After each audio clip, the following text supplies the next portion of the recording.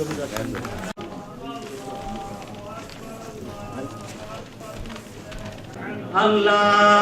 أكبر الله أكبر الله أكبر.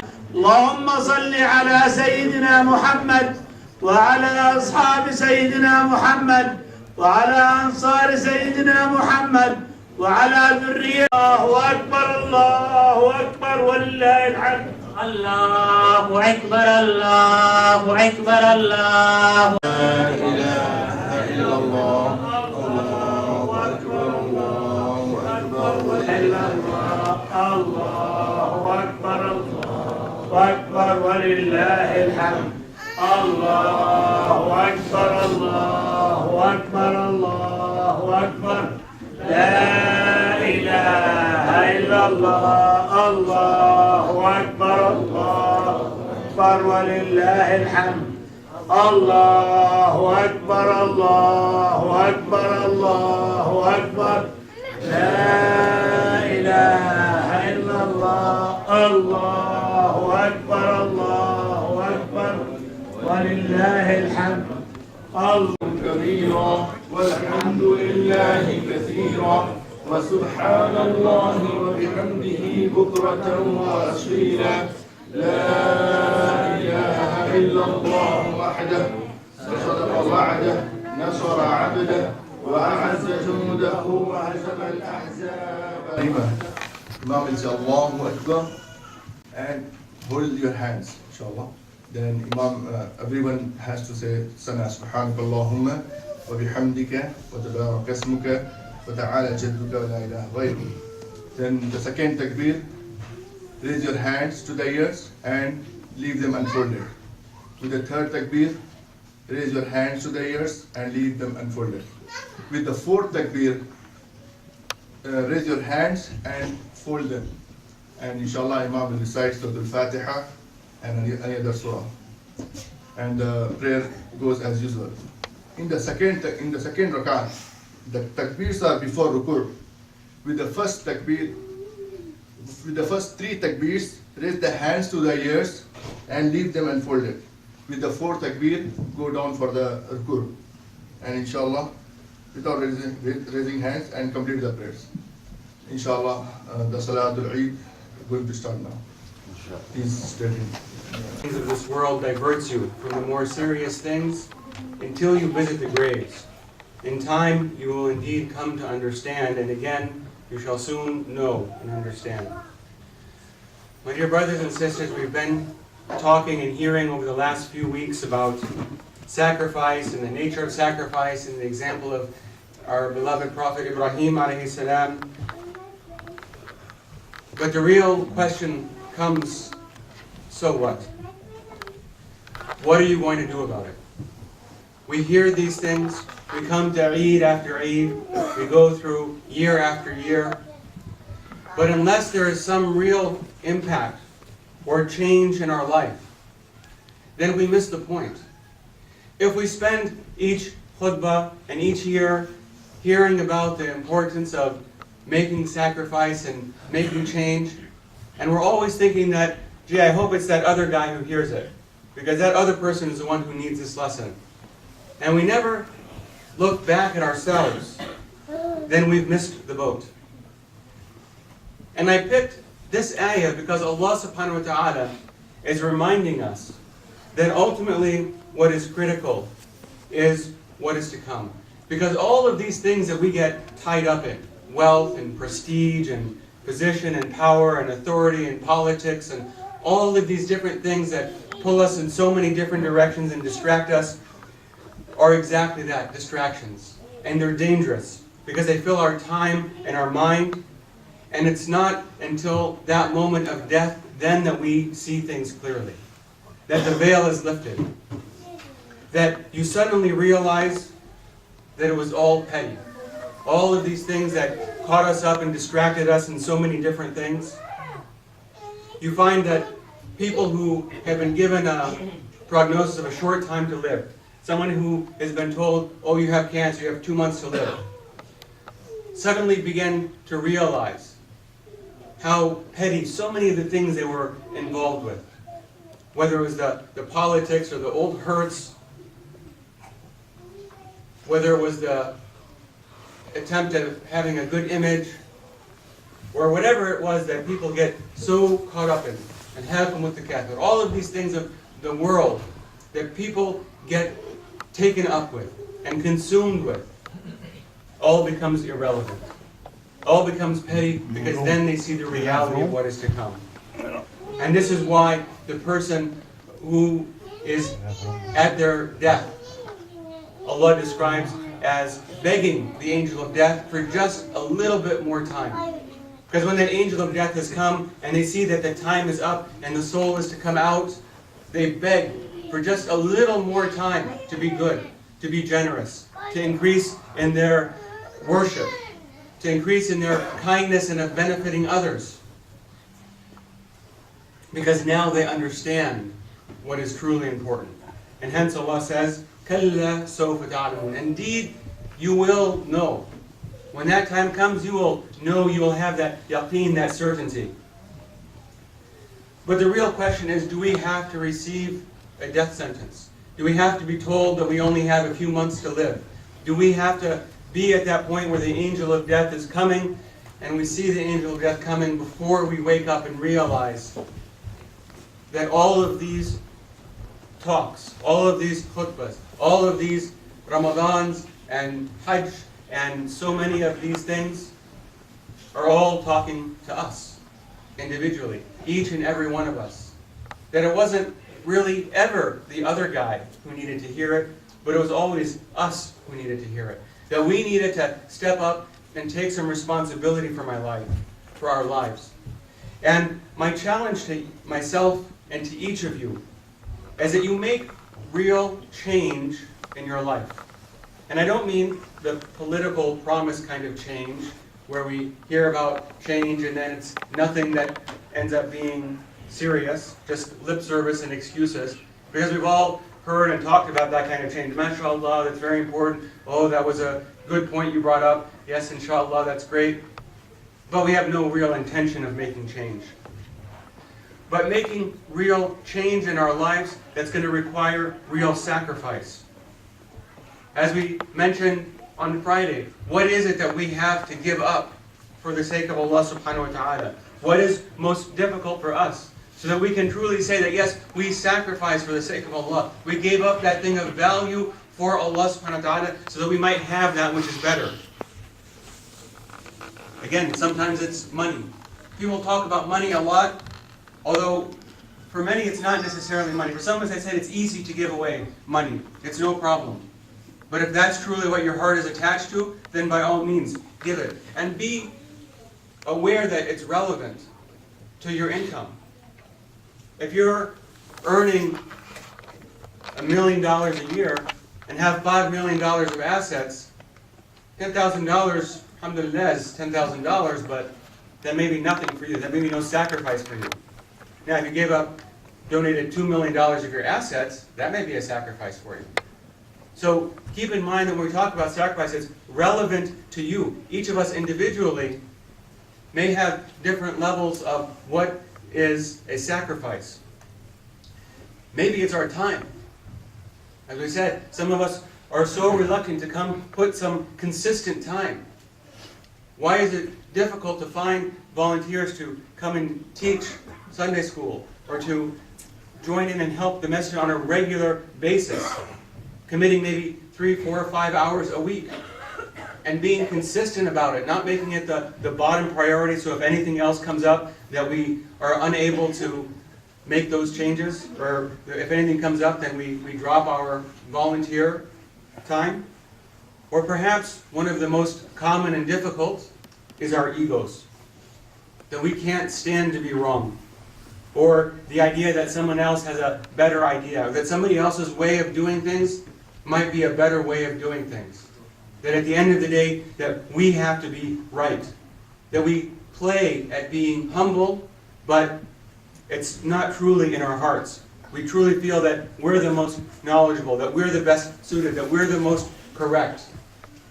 And that we humor other people by hearing their ideas, but, right, okay, now I'll go ahead and do things my way.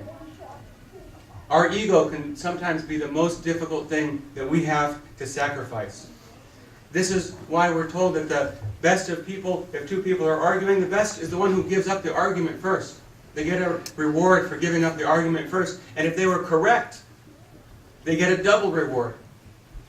Why? Because it's about humbling the nafs, about not wanting to have to come and be the person who's always right and the person who always gets their way. It's about making sure that our egos are in check, that we sacrifice this desire to be all of that. Because no matter what, when death comes, we understand the true reality.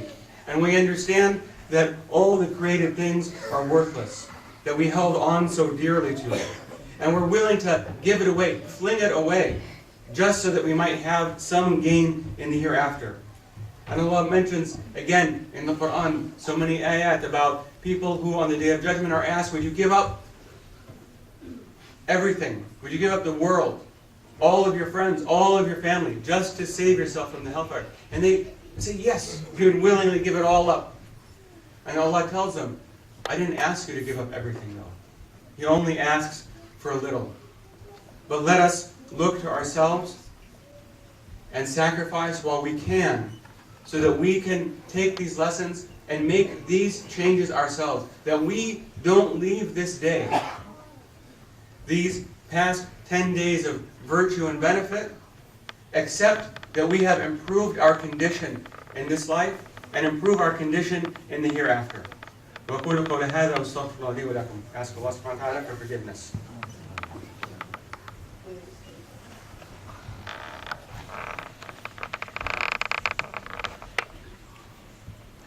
Alhamdulillah wa salatu wa salam ala Rasulillah. On this day of Eid, I would ask a gift of you, of each and every one of you, a gift. And that is, which is to forgive others.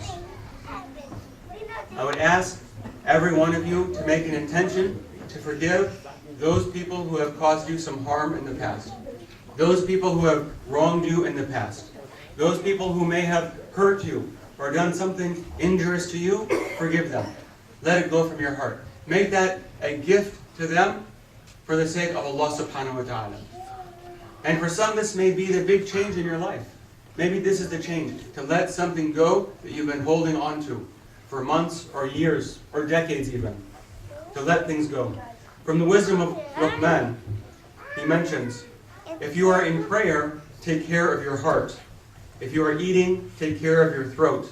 If you are in another person's house, take care of your eyes. And if you are among the people, take care of your tongue. Remember 2 matters and forget 2 matters. Remember Allah and death. And forget the good that you do for others and the harm that others have done to you. My dear brothers and sisters, if we could simply internalize this, I tell you our ummah will transform. These 2 things, if we have constantly on our mind Allah subhanahu wa ta'ala, which keeps us present with Him, and death, which keeps everything relevant. Buy that new thing, or splurge and spend that money, or put somebody down if you knew that moments later you were going to be dead. So remembering Allah and death always keeps things in perspective for us. And by forgetting the good that you do to others, and the harm that they do to you, puts you in a state where you are constantly going to be wanting to benefit others. Because if I don't remember having done anything good for you, that means I can only remember the harm or the neglect, perhaps, that I've done to you. And if I can't remember any harm that you've done to me, all that leaves for me is to remember the good that you've done for me. So now I'm always going to be in a state where I'm thinking, SubhanAllah, you guys have done so much for me, but I haven't done anything for you. I need to step up my game and start doing good for you. But because I don't remember the good that I'm doing for you, I'm always in a state where I want to do more good for you, because I don't remember and dwell on the good that I do. And likewise, any harm that may come from you to me, I have forgiven it and forgotten it. So I only have these positive memories. And subhanAllah, unfortunately, we find people do the exact opposite, with the exact opposite result. They can list and remember every tiny good they've done for somebody their whole life. They can go back 50 years remembering, oh, remember I did this? And remember when we were in the second grade 35 years ago, and I loaned you a quarter, and you never gave it back. And we remember every tiny good that we've done for somebody, and we remember every tiny harm. Every little slight. And sometimes, subhanAllah, it's incredible that you'll hear people mentioning some tiny slight, some tiny insult, or even perceived insult from literally decades ago, 10, 20, 30 years ago. I'm not talking to that brother. He's not even a real Muslim. You know what? He totally was rude to me one day coming out of the masjid. SubhanAllah, brother, that was 20 years ago. Let it go. So we need to follow this advice of Luqman, to only remember Allah and death, or to keep these things constantly remembered, and never to remember the good that we do to others, because that only engenders arrogance. Oh, look at all this good that I've done. I start to become very full of myself. So don't remember the good that you've done to others. You've done it for the sake of Allah, now leave it for Allah. And don't remember the harm that others have done to you, because it's only a weight that you will carry around in your heart. I promise you, when you remember all the harm that others have done and you carry it with you, it is a weight that holds you down. Forget it. Forgive them. And that doesn't mean you have to open yourself to always being hurt by them. We're not fools. But if somebody has hurt you or has caused you harm, forgive it and forget it and move on. Don't carry that with you. We know the story of the man who the Prophet ﷺ said about was an inmate of Jannah. The companions were sitting, the Prophet said the next person who comes in is one of the people of Jannah. And this person came in. The Sahaba didn't, he was somebody of Medina, they didn't otherwise know anything about him. Same thing happened 2-3 days in a row.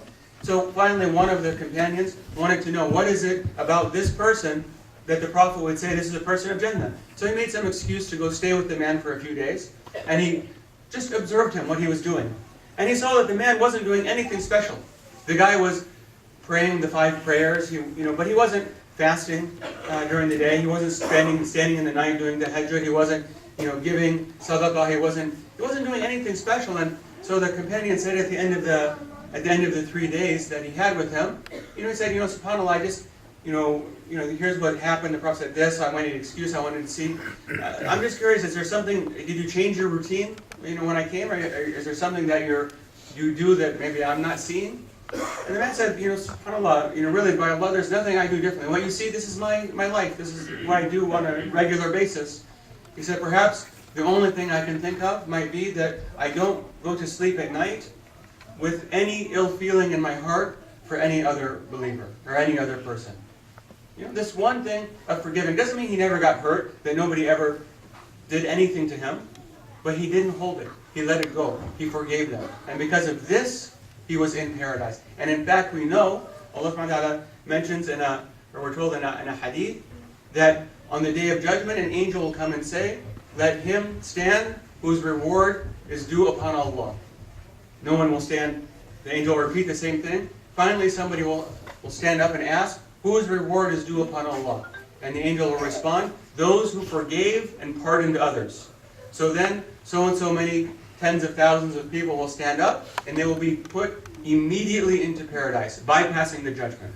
Why? Because they forgave and pardoned others. And I realize it's easier to say than it is to do, especially when we've been hurt. But surely, is it not worth it to let it go? So that inshallah, we might all here be counted amongst those whose reward is due upon Allah. So that on that day we can stand and say, yes, you know what? On this day of November 6th, we talked about forgiving others, and it was hard, and things had happened to us, but we let it go. We forgave people, we pardoned the harm that they had done. So this gift that I'm asking of you is as much a gift for yourself. In fact, it's more so a gift for your own self. Give yourself this gift of forgiving and pardoning others. You will be happier in this life, I guarantee, by letting it go and not carrying it around. And you will definitely be happy on the Day of Judgment when, inshallah, you are able to stand amongst those whose reward is due upon Allah and enter paradise immediately. So please be generous with yourself and give yourself this gift. Say, Eid Mubarak to me, and I'm forgiving everybody who has caused me harm. In conclusion, remember that the motto of the Muslims is do unto others as you would have Allah do unto you. Do unto others as you would have Allah do unto you. If you have trouble doing any good, ask yourself if you would want that same good from Allah subhanahu wa ta'ala. So, do we need forgiveness from Allah subhanahu wa ta'ala? Is there anybody in here who is so perfect they need no forgiveness from Allah subhanahu wa ta'ala? And I'm sure there is not. So, be the first to forgive so that Allah might forgive you. Because we know that when we compete with Allah, that Allah will beat us in whatever competition. So when it comes to doing good, compete with Allah in doing good so He can outdo you. So that when we stand on the Day of Judgment, Allah will tell us, you cannot be more forgiving than I am, and I forgive all of your sins. You cannot be more generous than I am, and I give you more than you could ever imagine. This is our competition with Allah subhanahu wa ta'ala. So seek forgiveness from Allah subhanahu wa ta'ala for yourself and forgive others. And you will only have good in this life and in the next. And I start by asking for anything. I know I've been up here a few times, and so I start by asking, and sincerely so, that if there's ever anything that I have ever said or done to any of you that has caused you harm or injury, I apologize and please forgive me.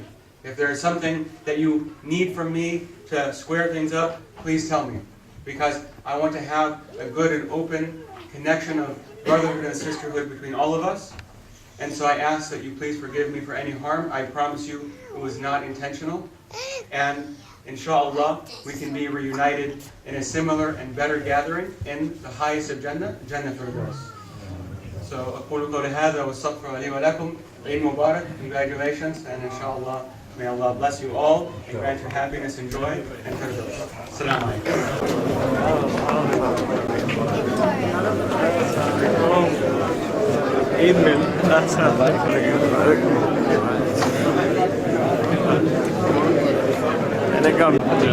Persons who are blocking the cars, please take their car first so that the other people can go back to their work or their places. Thank you.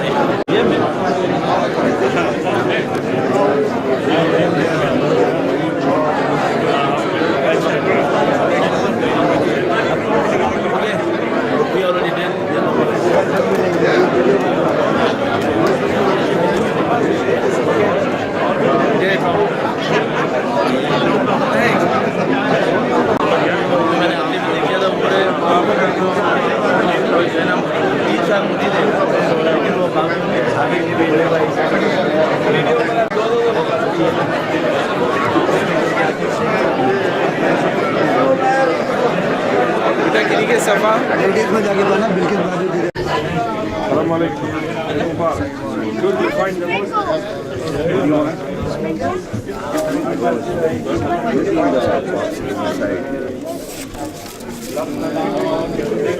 Oh, they're just playing. Are you looking for this one? Playing over there? Huh? Playing?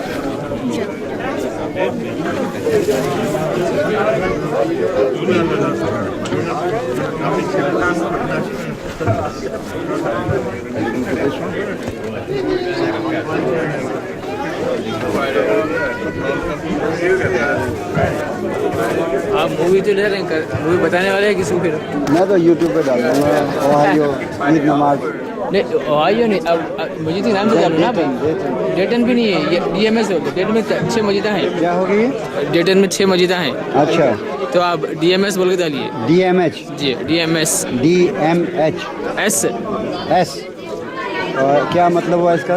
डेटन mercy society. Okay, मैं इस नाम से डाल दूँगा। मैं Canada से हूँ, यहाँ से नहीं हूँ। कोई भी बता रहा आप दे रहे तो मैं इस नाम से डाल दूँगा।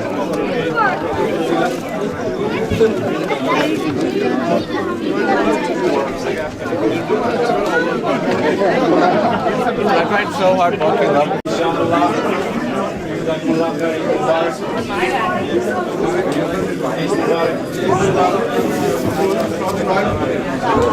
People are on their way.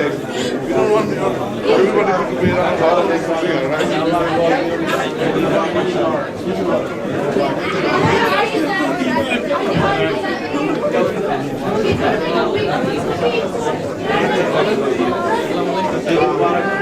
Eid Mubarak.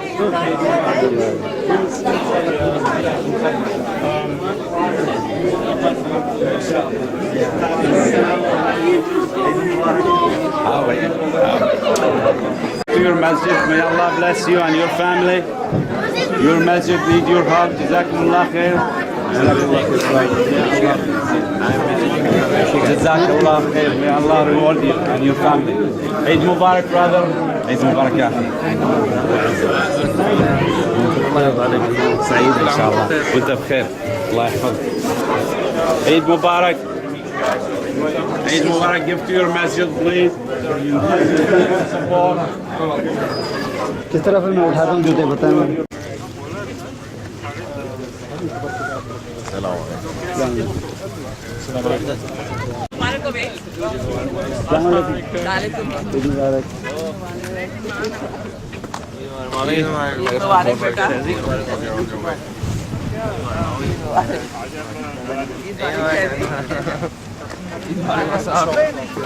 Eid Mubarak, Shahzad.